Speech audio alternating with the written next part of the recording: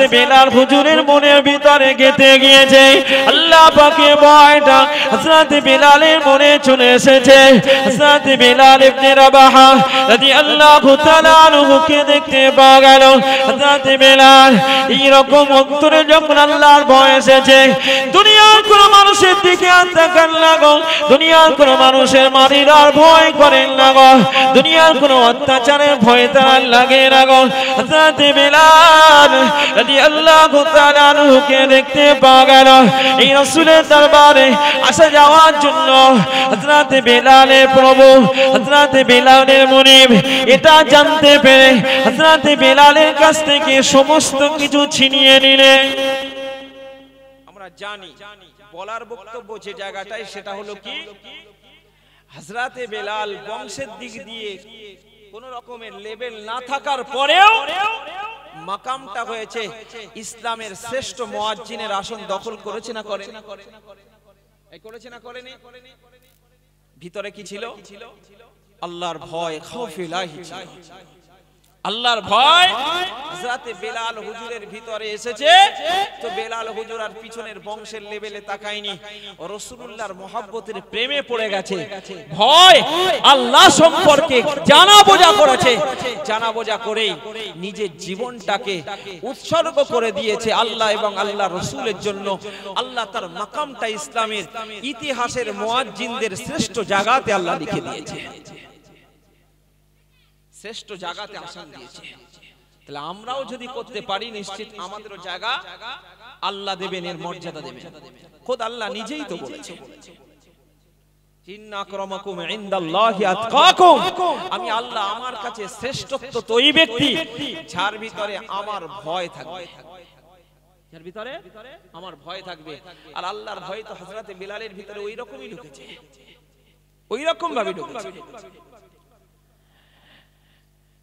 হযরত বেলালের মুনিব যখন হযরত বেলালকে বুঝিয়ে পারল না গো, হযরত বেলালকে ঘরের ভিতরে আটক করেছে। খাজুর গাছের ওই কাঁটাগুলি ছাড়িয়ে নিয়ে এসেছে, হযরত বেলালের গায়েতে ফোটাতে লেগেছে গো। হযরত বেলাল চিৎকার করতে লাগলেন, শরীরে কাঁটা ফুটিয়ে ফুটিয়ে শরীরটাকে রক্তাক্ত করে দিয়েছে। হযরত বেলাল আল্লাহকে তো ভয় করেছে, হযরত বেলাল আল্লাহকে তো মায়া করেছে, আল্লাহকে তো ভালোবেসেছে, রাসূলুল্লাহর মায়া মোহাব্বতে পড়ে গেছে। বিন্দু পরিমাণ ওই জায়গা থেকে শুনে আসে না আল্লাহ পাক তাকে মর্যাদা দেবেন না, দেবেন না, আল্লাহ পাক তাকে ভালোবাসবেন না, বাসবেন না। হযরত বেলালকে এতটা কষ্ট দেওয়া হয়েছে, গলাতে দড়ি বাঁধা হয়েছে, টেনে টেনে টেনে টেনে মরুভূমি বালুর উপর দিয়ে নিয়ে যাওয়া হয়েছে।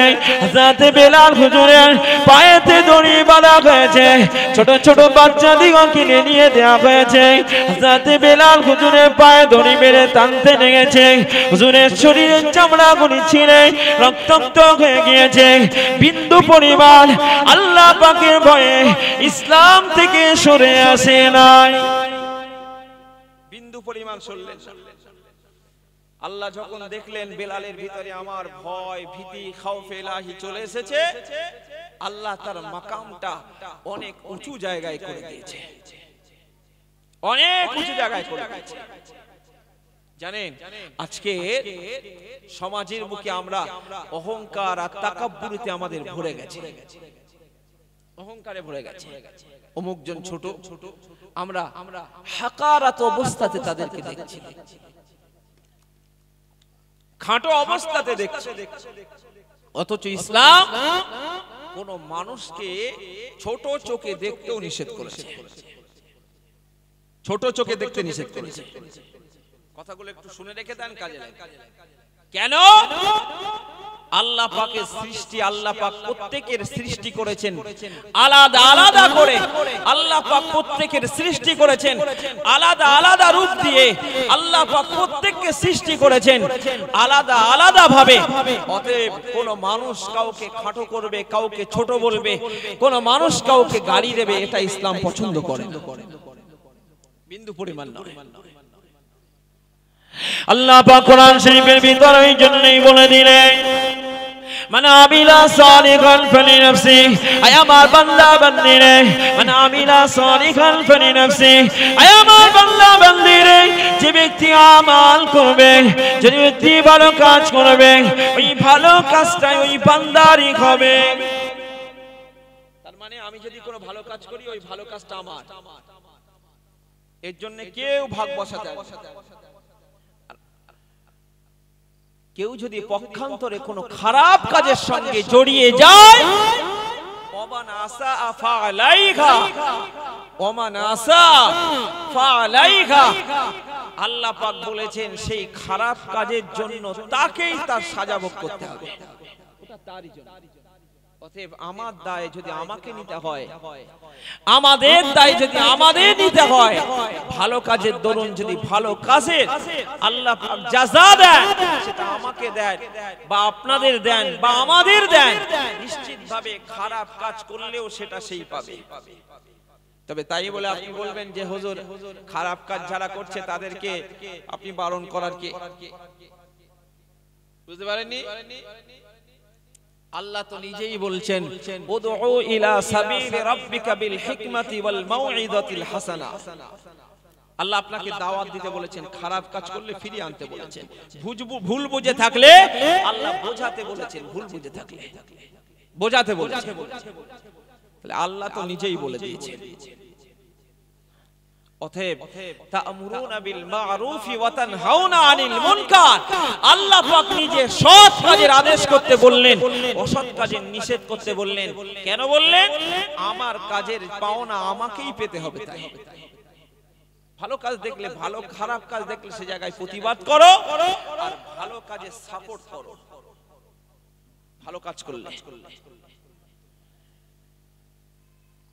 আল্লাহ পাক কোরআন শরীফে ওই জন্যই বলে দিলেন মান আমিলা সালিহান মিন যাকারিন আও উনসা কোন নারী কোন পুরুষ ঈমানদার অবস্থাতে যদি মান আমিলা সালিহান মিন যাকারিন আও উনসা ওয়া হুয়া মুমিনুন কোন ঈমানদার নারী এবং পুরুষ যদি ঈমানদার হালাতে ঈমানি অবস্থাতে ভালো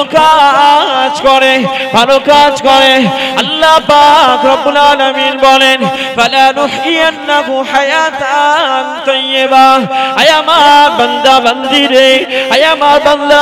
রে আমি আল্লাহ পাক তোমাদের ভালো কাজ করার জন্য আমি আল্লাহ পাক সুন্দর একটা উত্তম সুন্দর জীবন দিয়ে দেব ঈমানদার অবস্থাতে করতে হবে ভালো কাজ করলে আল্লাহ পবিত্র একটা জীবন দেবে ফালা নুহইয়ান্নাহু হায়াতান তাইয়্যিবা অতএব দুনিয়াতে আমাদের ভালো কাজ করতে হবে এটা আমার জন্য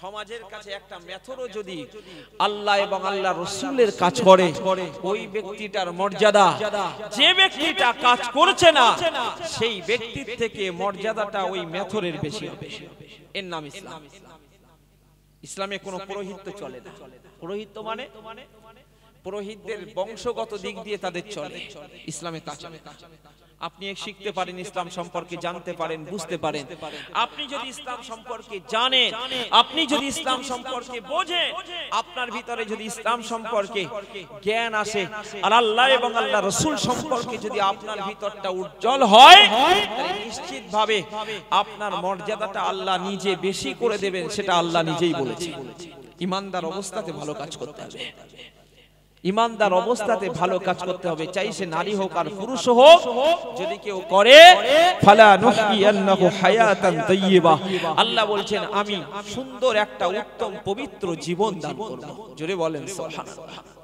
উত্তম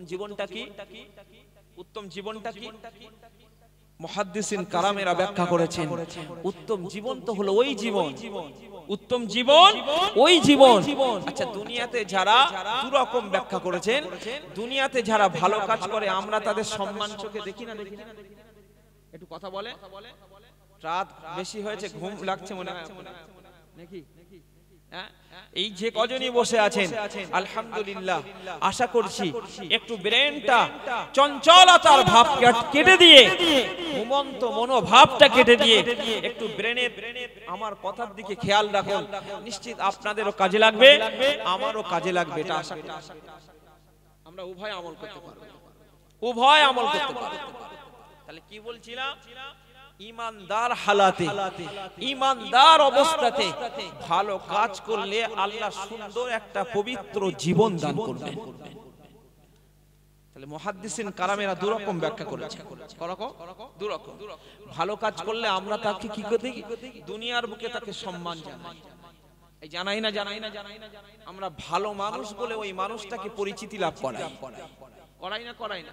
ভালো কাজ করলে ওই মানুষটা সৎ, ওই মানুষটা ভালো, কোনো বিচার করতে যেও মানুষটার কাছে দুটো কথা বলেও শান্তি পায়। আল্লাহ দুনিয়াতেও সম্মান দিচ্ছেন।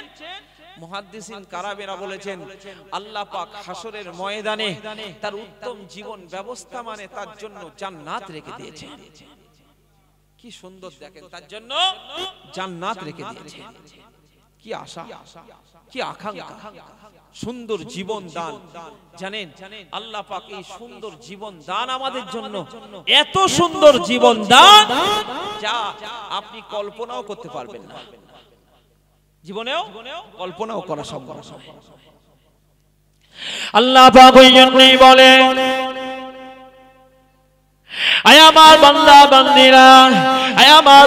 বান্দিরা, তোমরা শুনে নাও, জেনে নাও, আমি আল্লাহ পাক তোমাদিগকে জানিয়ে দিলাম, ওয়া ইউতিইল্লাহা ওয়া রাসূলাহু ওয়া ইয়াখশাল্লাহা ওয়া ইয়াত্তাকিহি ফাউলাইকা হুমুল ফাইজুন।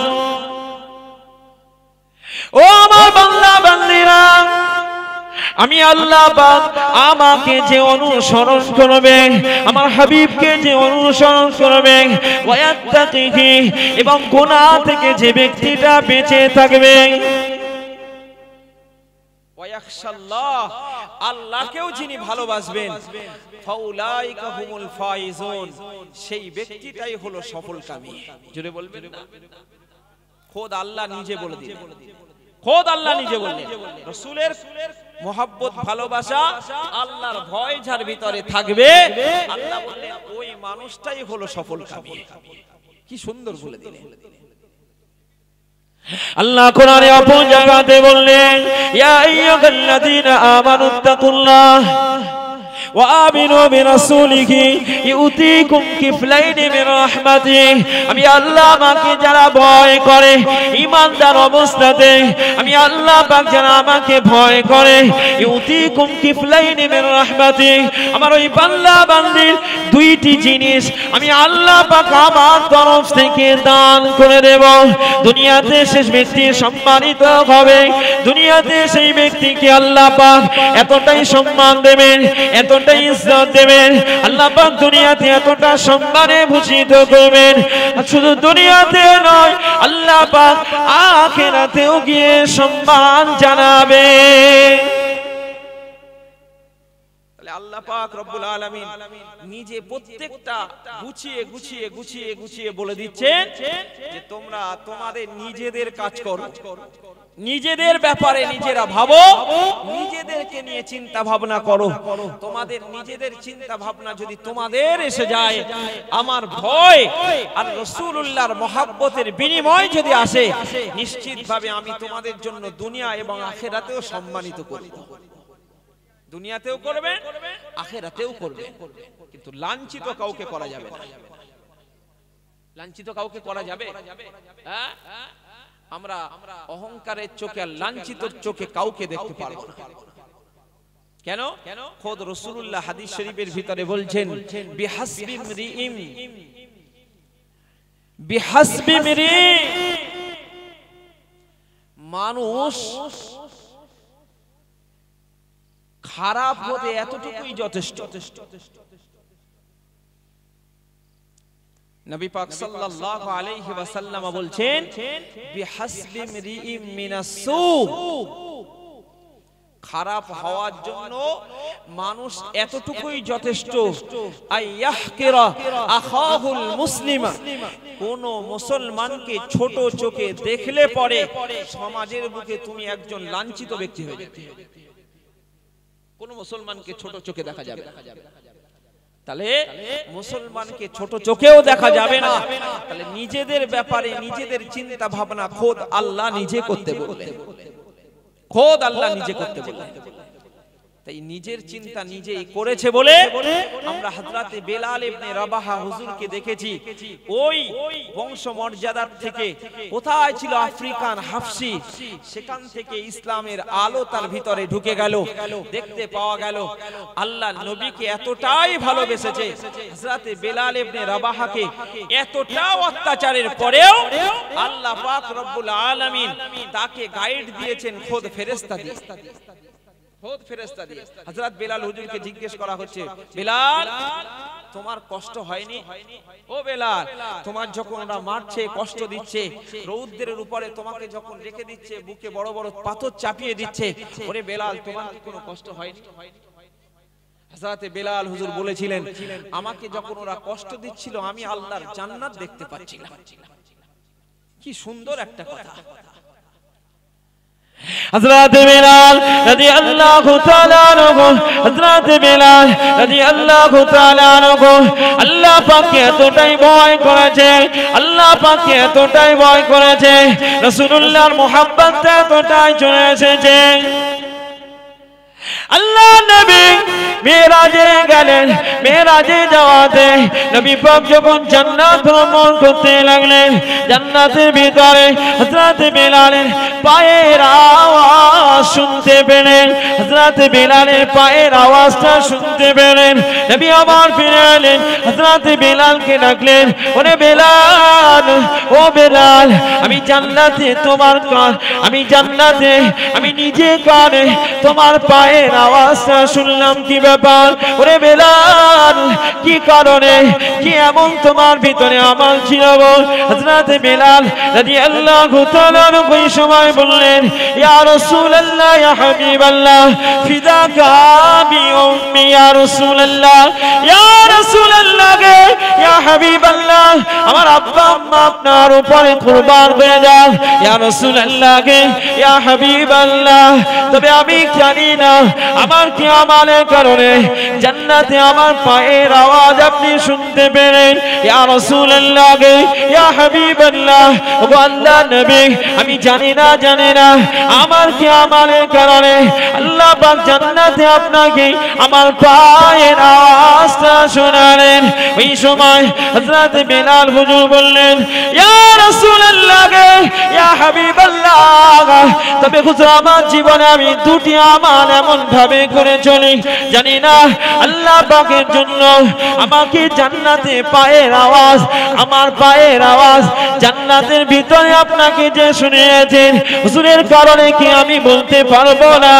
ইয়া রাসূলুল্লাহ গে, ইয়া হাবিবাল্লাহ, তবে এতটুকুই বলতে পারি, ও আল্লাহর নবী, আমার জীবনে যখনই আমি অপবিত্র হয়ে যাই, আমার জীবনে যখনই আমার ওযুটা নষ্ট হয়ে যায়, আমার জীবনে যখনই আমার ওযুটা ভেঙে যায়, ইয়া রাসূলুল্লাহ, ইয়া হাবিবাল্লাহ, ও আল্লাহর নবী, আমি সঙ্গে সঙ্গে ওযু করে নি। ও বেলাল, দ্বিতীয় আরেকটা কি আমল তুমি করো গো বলো?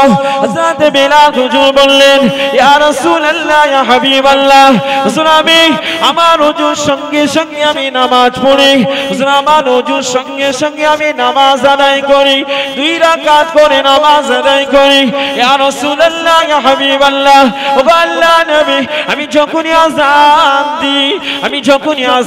দিই আমি বেলাল আযান দেওয়ার পরেতে 2 রাকাত করে নামাজ আদায় করি। দেখেছেন? তাহলে কর্মের দিক দিয়ে যিনি অগ্রগামী, তাকওয়া তথা খোদাভীতির দিক দিয়ে যিনি অগ্রগামী, তিনি হলেন আল্লাহর কাছে শ্রেষ্ঠ প্রিয় বান্দা। হযরতে বেলাল হুজুর থেকে আমরা সেটাই পেয়ে গেলাম, হযরতে বেলাল হুজুর থেকে আমরা সেটাই পেলাম। হযরতে বেলাল হুজুরকে যখন কষ্ট দেয়া হচ্ছে, আবু জাহাল তখন বলতে লেগেছে, লা তাহজারু হাকাযা, তোমাকে ছাড়া হবে না হাত্তা তামুতা, যতক্ষণ না পর্যন্ত তুমি মৃত্যুবরণ করছো। লা তাহজারু হাকাযা, এই অবস্থায় তোমাকে ছাড়া যাবে না হাত্তা তামুতা, হে বেলাল যতক্ষণ না তুমি মৃত্যুবরণ না করবে আমি আবু জাহাল বলছি আমি তোমাকে ছেড়ে দেব না। আও তাকফুরু বিমুহাম্মাদিন, অথবা তুমি মুহাম্মদকে অস্বীকার করবে। যতক্ষণ না অস্বীকার না করছো, যতক্ষণ না তুমি মৃত্যুবরণ করছো, ততক্ষণ পর্যন্ত বেলাল তোমাকে কিন্তু ছাড়া হবে না, ততক্ষণ তোমাকে বিন্দু পরিমাণ ছেড়ে দেব না। বলছে কে? আবু জাহাল বলতে লেগেছে। আও তা'বুদা লাতা ওয়াল উজ্জা, যতক্ষণ না তুমি লাতের ইবাদত না করবে, লাতের উপাসনা না করবে, ওয়াল উজ্জা, উজ্জার অনুসরণ না করবে, উজ্জার ইবাদত না করবে, ততক্ষণ পর্যন্ত তোমাকে মৃত্যু দেওয়া হবে। তুমি এখনো ফিরে এসো। তাকফুরু বিমুহাম্মাদ, মুহাম্মদ সাল্লাল্লাহু আলাইহি ওয়াসাল্লামকে তুমি কি করো? অস্বীকার করে দাও। কে বলছে? আবু জাহাল বলছে। হযরত বেলাল বললেন, লা, আমি বেলাল আমার জীবন থাকতে বিন্দু পরিমাণ তোমার এই কথাটাকে সমর্থন করলাম। তাহলে আমাদের মনে রাখা দরকার যে ইসলামে কোন রকমের বংশের মর্যাদা চলে না, কোন রকমের কিছুই চলে না। খোদ রাসূল পাক সাল্লাল্লাহু আলাইহি ওয়াসাল্লামের হাদিস এবং কোরআন থেকে আমরা জানতে পারি। চলে কি? একমাত্র খোদাভীতি তাকওয়ার দিক দিয়ে আমার মর্যাদা আল্লাহর কাছে বুলন্দ হবে। রাসূল পাকের আরেকটা হাদিস আমরা শুনবো, তারপর একটু অন্য দিকে যাব। হাদিস কি? রাসূল পাক সাল্লাল্লাহু আলাইহি ওয়াসাল্লামের হাদিস। নবী পাক সাল্লাল্লাহু আলাইহি ওয়াসাল্লাম বলছেন, আরবাউন ফিল উম্মতি, আরবাউন ফি উম্মতি মিন আমরিল জাহিলিয়া। নবী বলছেন আমার উম্মতের ভিতরে 4টি গুণ এমন আছে যে গুণ লা ইয়াতরুকু না হুন্না, আমার উম্মতের ভিতরে অধিকাংশ মানুষ সেটা ছাড়তে চায়। চিন্তা করতে পারেন রাসূলুল্লাহর কথা। আল্লাহ নবী বলেন, আয় আমার উম্মত উম্মতিরা শুনে নাও, আমি নবী তোমাদিগকে জানিয়ে দিলাম, আরবাউন ফি উম্মতি মিন আমরিল জাহিলিয়াতি। নবী আমার বললেন 4টি গুণ এমন আছে যে 4টি গুণের বিনিময় আমার উম্মত উম্মতিরা লা ইয়াতরুকুহুন্না, অধিকাংশ মানুষ সেই 4টি গুণ ছাড়তে পারে না। 4টি গুণের ভিতরে নবী প্রথম নম্বরে বলছেন আল ফখরু ফিল আহসাব। প্রথম নম্বরেই বললেন বংশ মর্যাদা আমার উম্মতের ভিতরে অধিকাংশ ছাড়তে পারে না। কার কথা বলছি? রাসূলুল্লাহর হাদিসের কথা বলছি। আল ফখরু ফিল আহসাব, প্রথম নম্বরেই নবী বললেন অধিকাংশ উম্মত উম্মতিরা, আমার অধিকাংশ উম্মত উম্মতিরা তারা তাদের বংশ মর্যাদা নিয়ে বিরাট ফুলে বসে থাকে। আমি অমুক বংশে, আমি তমুক বংশে। নবী বলছেন আমার উম্মতের ভিতরে এই 4টি গুণ ছাড়তে চায় না, তবে এই 4টি গুণ হলো কিয়ামতের একটা বিরাট আলামত। তার ভিতরে 1 নম্বর কি বললাম? বংশ মর্যাদা নিয়ে অহংকার করে, ফখর করে, গর্ব করে। এর চলতে পারে চলবে না। ওয়াত্তানু ফিল আনসাব, দ্বিতীয় নম্বরে নবী বললেন ওয়াত্তানু ফিল আনসাব, বংশকে খোঁটা দেয়। বংশকে কি করে? আঘাত করে। নিচু বংশ হলে নিচু বংশের কিছু মানুষ আছে আঘাত করে, করে না? একটু কথা বলে, করে না? তাহলে বংশ নিয়ে গর্ব করা 1 নাম্বার। দ্বিতীয় আরেক নাম্বার নবী বললেন ওয়াত্তানু ফিল আনসাব, নবী বললেন এক শ্রেণীর মানুষ রয়েছে তারা অন্য বংশকে ছোট চোখে দেখে। জোরে বলেন নাউজুবিল্লাহ। তাহলে ইসলাম এটা চলবে। রাসূলুল্লাহ এটা আমাদের জন্য আনন্দের বিষয় বলে গেছেন না ভয়ের বিষয় বলেছেন? ভয়ের বিষয় না? হ্যাঁ, আল্লাহ নবী দ্বিতীয় নম্বরে বললেন আমার উম্মতের ভিতরে এমন উম্মত রয়েছে, কোন কোন তারকা দেখে বলে এই তারকা আমাদের এক্ষুনি বৃষ্টি দেবে, এই তারকা আমাদেরকে এক্ষুনি পানি দিয়ে দেবে। ইস্তিসকা তথা পানির ব্যাপারে তারা আল্লাহর কাছে প্রার্থনাও করতে থাকে। নবী আমার বললেন এই তৃতীয় নম্বরের কথা। সমাজের বুকে দেখা যায় অনেক তারকা দেখে, অনেক তারা দেখে মানুষ ভাগ্য নির্ধারণ করে না। এই তারাটা আমাদের এই উপকারে হবে, এই তারা মেনে চলে, অনেকে চলে না।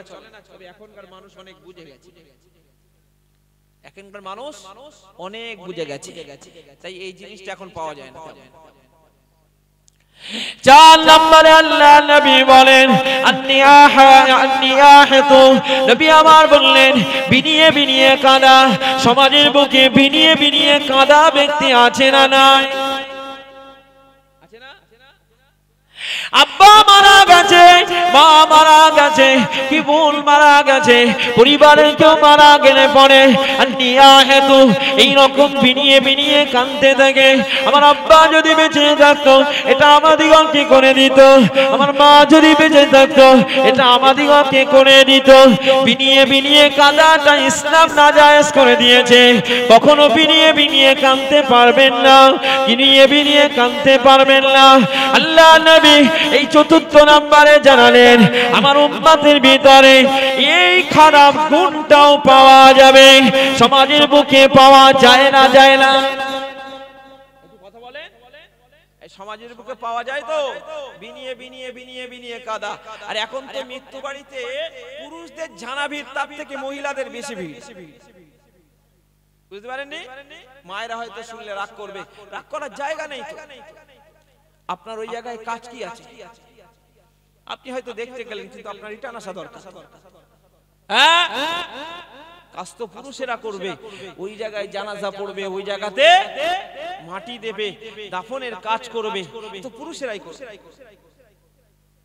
কিন্তু আজকালে দেখা যায় সমাজের বুকে মৃত্যু বাড়িতে এই রকম যে যদি কোনো পুরুষ মারা যায় আর মহিলাও মারা যায়, এ পার্থক্য বোঝা যায় না। এত পরিমাণের মহিলাদের ভিড় ওই জায়গাতে, পুরুষেরা সেই জায়গায় দেখতে যেতে পারে না, সে জায়গায় দেখতে যেতে পারে না। অতএব সেই জায়গাতে বিনিয়ে কাঁদার এক প্রকারের আসামিরাও হলেন আমাদের মায়েরা। বিনিয়ে কাঁদা মায়েদের বোনেদের বলবো রাসূলুল্লাহ নিষেধ করেছেন। আপনারা হয়তো জানেন না, তাই আজকে বলে দিচ্ছি যে রাসূলুল্লাহ নিষেধ করেছেন বিনিয়ে কাঁদা ইসলামে জায়েজ নেই। আমার কথা বোঝা যাচ্ছে কি বললাম? বিনিয়ে কাঁদা ইসলামে জায়েজ নেই। বংশের গৌরব দেখানো জায়েজ নেই। কোন বংশকে ছোট করে দেখাটাও ইসলামে জায়েজ নেই, কখনোই জায়েজ নেই। জানেন রাসূলুল্লাহর আরেকজন প্রাণপ্রিয় সাহাবা হযরতে আব্দুল্লাহ ইবনে হুযাফা রাদিয়াল্লাহু তাআলা, রাসূলুল্লাহর এই প্রাণপ্রিয় সাহাবা হযরত আব্দুল্লাহ ইবনে হুযাফা, নামটা মনে রাখেন।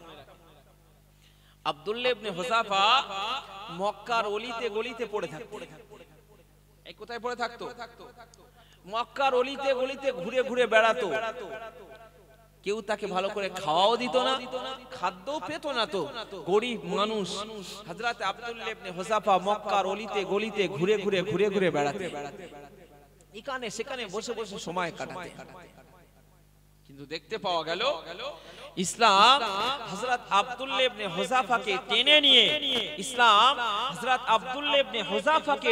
নিয়ে, ইসলামে তাকে বিরাট মর্যাদার আসন দিয়ে দিয়েছে। জোরে বলবেন না? হ্যাঁ, খোদ রাসূল পাক সাল্লাল্লাহু আলাইহি ওয়াসাল্লামের এক সময়ের চিঠি বাহক ছিলেন। জোরে বলেন সুবহানাল্লাহ। পড়েছিল কোথায়?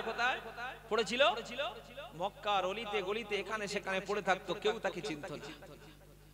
কেউ তাকে চিনত না।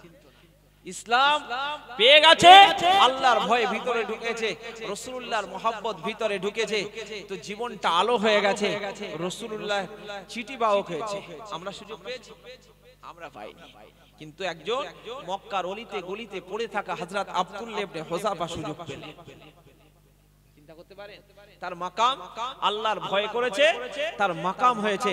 হযরত আব্দুল্লাহ ইবনে হুযাফার মাকাম হয়েছে ওমরের মতো ব্যক্তি আব্দুল্লাহ ইবনে হুযাফার কপালে চুমা দিয়েছে। জোরে বলবেন সুবহানাল্লাহ। কিভাবে দিল গো? হযরত ওমরের জামানায় রোম সম্রাট কায়সার, রোম সম্রাট কায়সারের বিরুদ্ধে হযরত ওমর যুদ্ধ ঘোষণা করেছেন। ভালো করে কথাটা শুনেন। এই যুদ্ধ ঘোষণা করলে হযরত আব্দুল্লাহ ইবনে হুযাফা সেই যুদ্ধে শরীক হচ্ছে। কার বিরুদ্ধে? দেশের একজন বাদশার বিরুদ্ধে, রোমের একজন বাদশার বিরুদ্ধে। সাহাবারাও তো লেগেছে, সেই সঙ্গে আব্দুল্লাহ ইবনে হুযাফা লেগেছে। আল্লাহ নবীর প্রাণ প্রিয় সাহাবা হযরত আব্দুল্লাহ ইবনে হুযাফাকে দেখতে পাওয়া গেল, যুদ্ধের ময়দানে চলে গেলেন। হযরত আব্দুল্লাহ ইবনে হুযাফা যুদ্ধের ময়দানে গিয়ে যুদ্ধ করতে করতে বন্দী হয়ে গেলেন। বন্দী হয়ে সোজা রোমের সম্রাট কায়সারের দরবারে তাদেরকে হাজির করা হলো। হযরত আব্দুল্লাহ ইবনে হুযাফাকে বন্দী করে রাখা হলো। পরের দিন সকাল বেলাতে রোম সম্রাট কায়সার নির্দেশ দিলেন, আব্দুল্লাহ ইবনে হুযাফা সহ যারাই বন্দী হয়েছে কায়সারের দরবারে তাদেরকে নিয়ে আসার জন্য বললেন। দেখতে পাওয়া গেল হযরত আব্দুল্লাহ ইবনে হুযাফা সহ যারা একসঙ্গে বন্দী হয়েছিলেন রোম সম্রাট কায়সারের সম্মুখে নিয়ে আসা হলো। রোম সম্রাট কায়সারের সম্মুখে যখনই নিয়ে আসা হলো, ওই সময় রোম সম্রাট কায়সার আব্দুল্লাহ ইবনে হুযাফার দিকে তাকিয়ে বললেন, ও আব্দুল্লাহ ইবনে হুযাফা, ও আব্দুল্লাহ ইবনে হুযাফা, তোমাকে ইসলাম থেকে ফিরে আসতে বলছি। তুমি এখন আমার কাছে বন্দী হয়ে গিয়েছো, তুমি এখন আমার কাছে বন্দী হয়ে গেলে গো, তোমাকে এখান থেকে ফিরে আসতে বলছি।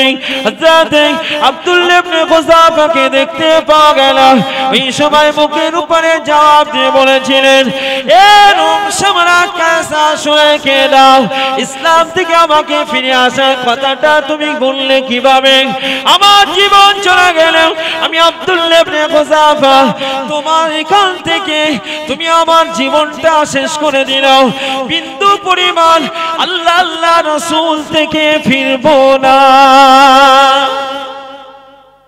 এ কথা বলার সঙ্গে সঙ্গে তো আব্দুল্লাহ ইবনে হুযাফার সঙ্গে যারা হযরত আব্দুল্লাহ ইবনে হুযাফার সঙ্গে যারা বন্দী হয়েছিলেন, আব্দুল্লাহ ইবনে হুযাফাকে দাঁড় করিয়ে রেখে বিরাট একটা বড় কড়াই নিলেন। কড়াতে বিরাট একটা বড় কড়া নিলেন। ওই কড়াতে আব্দুল্লাহ ইবনে হুযাফার সম্মুখে তেল ঢেলে ফোটানো হচ্ছে। ফুটিয়ে, আরে দেখেন কোথায় মক্কার অলিতে গলিতে পড়েছিল সেই মানুষটা যুদ্ধের ময়দানে গেল রোম সম্রাটের বিরুদ্ধে। তার কোনো বংশের লেভেল ছিল না, কিছুই ছিল না, একমাত্র তার ভিতরে পাওয়া গেছে আল্লাহর ভয় এবং রাসূলের মুহাব্বত। রাসূলের মুহাব্বত। বন্দী যখন হলো, বলল তোমাদের ইসলাম থেকে তোমাদের ফিরে আসতে হবে। হযরত আব্দুল্লাহ ইবনে হুযাফা বললেন, বিন্দু পরিমাণ হবে না, যদিও মেরে ফেলে দেয়, একদম নয়, আমি বিন্দু পরিমাণ এই জায়গা থেকে ফিরে আসতে পারবো না। আব্দুল্লাহ ইবনে হুযাফা রাদিয়াল্লাহু তাআলা আনহু এবং তার সঙ্গী যারা বন্দী হয়েছেন তাদের সম্মুখেই বিরাট বড় একটা কড়াই নেওয়া হলো। কড়া নিয়ে তার উপরে তেল দিয়ে ফোটানো হচ্ছে, আর বলা হচ্ছে, হে আব্দুল্লাহ ইবনে হুযাফা, তোমাকে এই মুহূর্তে এখানে দেওয়া হবে।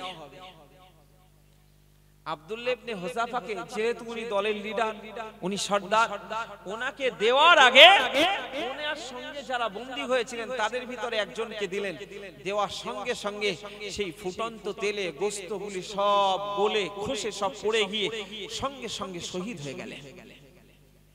আব্দুল্লাহ ইবনে হুযাফাকে ভয় দেখানো হচ্ছে, আব্দুল্লাহ ইবনে হুযাফা, তোমার সঙ্গীর একটা কি করলাম দেখলে তো, এবার তোমার পালা, এবারে তোমার পালা। কি করবে না, তোমাকে এইভাবে ফেলা হবে। তোমাকে এইভাবে ফেলা হবে। আব্দুল্লাহ ইবনে হুযাফা ঝরঝর করে কাঁদতে লাগলেন। আরে কান্না আসবে না আসবে না? একটু কথা বলে। যাকে ফুটন্ত গরম তেলে ঢালা হবে, ফেলা হবে, তার ব্যাপারে কান্না আসবে না আসবে না? নিজেকে এক্ষুনি ফেলা হবে।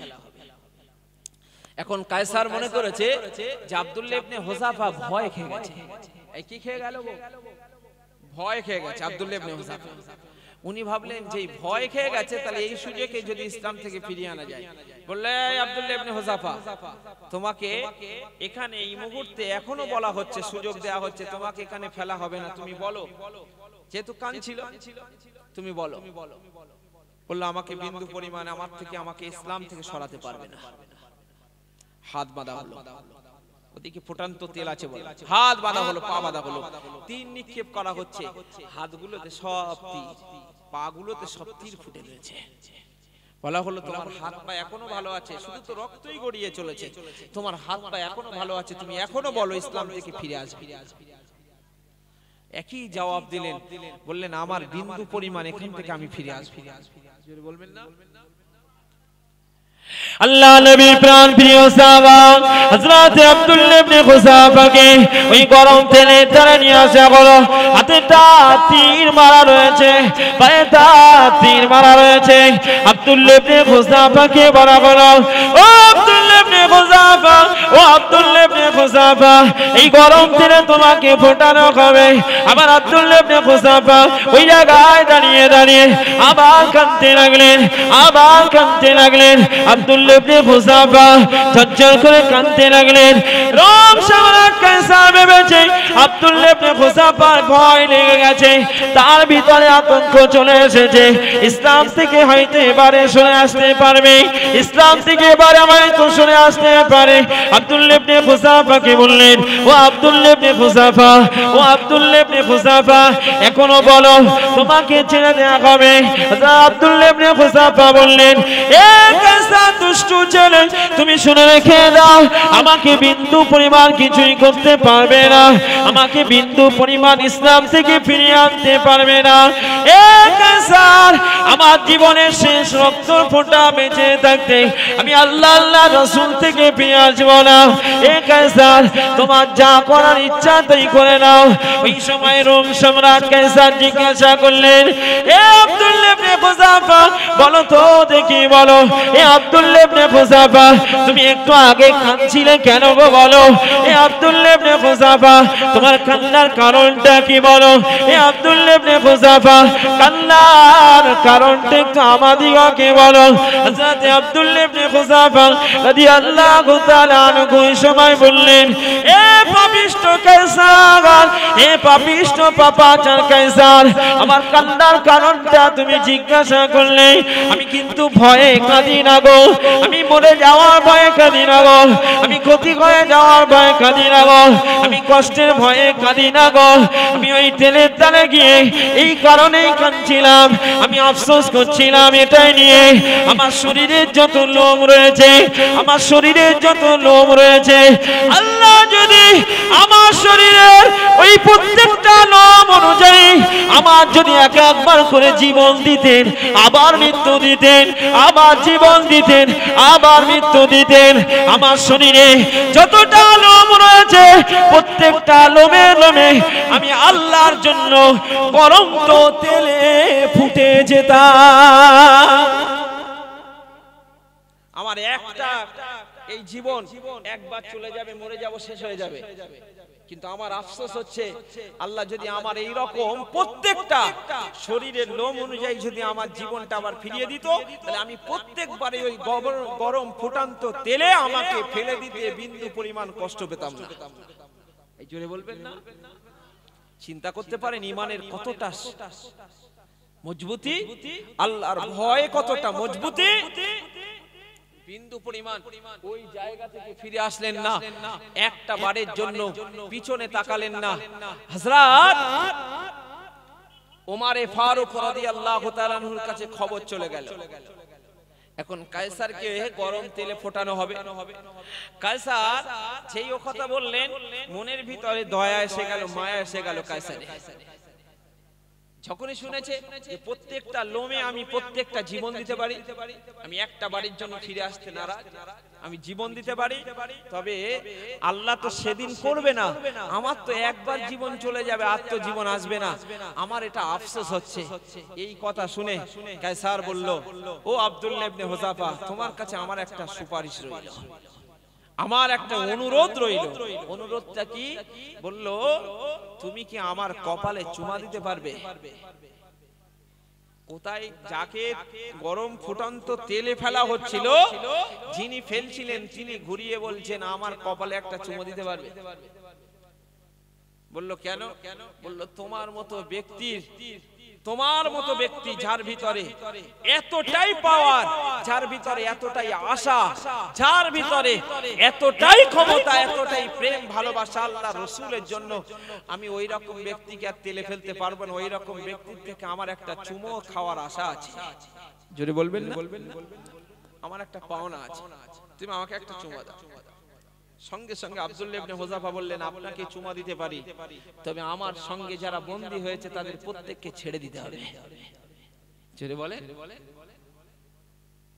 আব্দুল্লাহ ইবনে হুযাফা চিন্তা করলেন যে হ্যাঁ, রাজি হয়ে গেল। উনি ভাবলেন, পাপিষ্ঠতাই কি হয়েছে, এতগুলি মানুষের জীবন তো বেঁচে যাবে। হযরত আব্দুল্লাহ ইবনে হুযাফা রোম সম্রাটের কায়সারের কপালে চুমা দিল, দেওয়ার সঙ্গে সঙ্গে ওই সমস্ত বন্দীদেরকে ছেড়েও দিল, নিয়ে সোজা হযরতে ওমরের দরবারে। ওমর বললেন, আজকের দিনেতে প্রত্যেকটা সাহাবীদের আজকের দিনে আব্দুল্লাহ ইবনে হুযাফার কপালে চুমা দেওয়া উচিত। জুড়ে বলে হযরত ওমর চুমাও দিলেন, সবাইকে চুমো দিতে নির্দেশ দিলেন। তাহলে বলেন, যে মানুষটা ছিল মক্কার অলিতে গলিতে ঘুরে বেড়াচ্ছিল, আল্লাহর ভয় রাসূলের মহব্বত আনার কারণে তার মাকাম হলো ওমরের মতো একজন ব্যক্তি, ইসলামের দ্বিতীয় খলিফা, তার থেকে তার চুমো পাওনা হয়ে গেল। সম্মান কে দিল? এই সম্মান কে দিল? দুনিয়াতে কেউ সম্মান কিনে পাওয়া যায় গো? এই দুনিয়াতে সম্মান কিনে পাওয়া যায় না। অতএব আমাদের জিনিস আমাদের চিন্তা ভাবনা করতে হবে, কারণ আল্লাহ নিজেই বলেছেন, ফালা নুহইয়ান্নাহু হায়াতান তাইয়্যিবা, তুমি করো, আমি আল্লাহ তোমার জন্য সুন্দর একটা জীবন দেব, সুন্দর জীবন দেব। তবে হ্যাঁ, জানেন, এই আল্লাহকে আল্লাহ বলে টিকে থাকা এটা বড় কঠিন কাজ। এই কঠিন না? এর উপরে অনেক মুসিবত আসবে, অনেক বিপদ আসবে, অনেক দুঃখ আসবে না? আল্লাহকে আল্লাহ বলে মেনে নেবেন তো আল্লাহর কথা শুনবেন, আল্লাহর কাজ করবেন। আমি বলে দিলাম, আগামী থেকে আপনার কষ্ট হবে। এর উপরে টিকে থাকা খুব কঠিন কাজ। আল্লাহ নিজে কোরআনে বললেন, ইন্নাল্লাযীনা ক্বালু রাব্বুনাল্লাহ সুম্মা ইসতাকামু তাতানাজ্জালু আলাইহিমুল মালায়েকা আল্লা তাখাফু ওয়া লা তাহজানু ওয়া আবশিরু বিল জান্নাতিল্লাতী কুনতুম তুআদুন।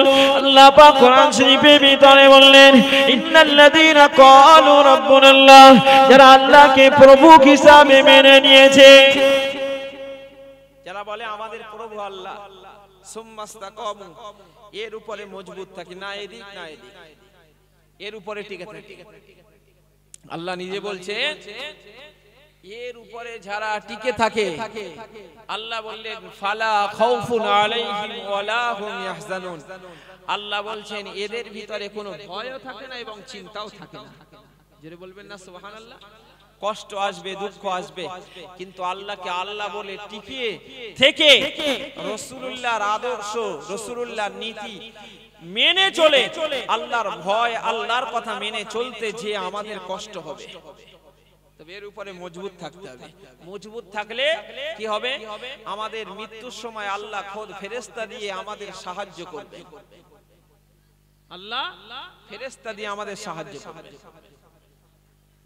আল্লাহ বলেন, তাতানাজ্জালু আলাইহিমুল মালায়েকা আল্লা তাখাফু ওয়া লা তাহজানু ওয়া আবশিরু বিল জান্নাতিল্লাতী কুনতুম তুআদুন।